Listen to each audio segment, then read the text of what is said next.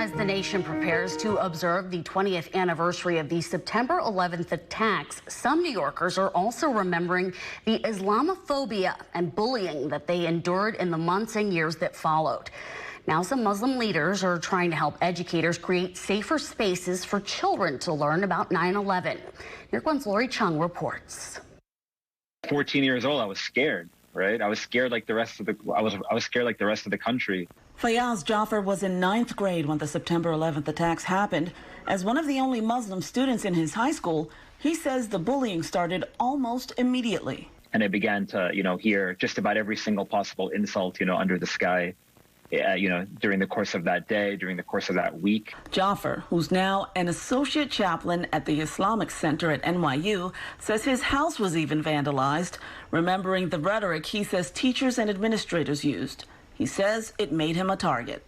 It was stated by our teachers very often throughout the day that this was an act by, Muslim terrorists. With 2021 marking the 20th anniversary of the attacks, the Council on American Islamic Relations, or CAIR, is trying to help educators be mindful, releasing a guide on teaching September 11th in diverse classrooms. Some tips: avoid singling out Muslim students to comment on the attacks or to simulate roles of perpetrators or targets. And terms like Islamic terrorists or jihadists should be off limits.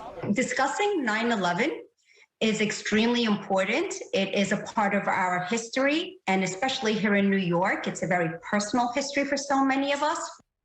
Just as important is the teacher's responsibility to be aware of the Islamophobic context that is often correlated with 9/11.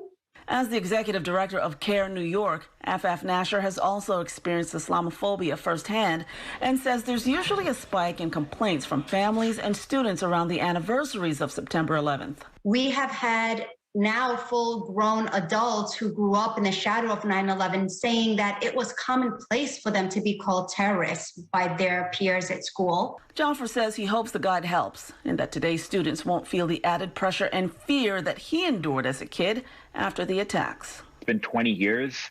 If we have made strides, they're so small and they're so incremental, and there's a need for that much more work to be done. Lori Chung, New York One.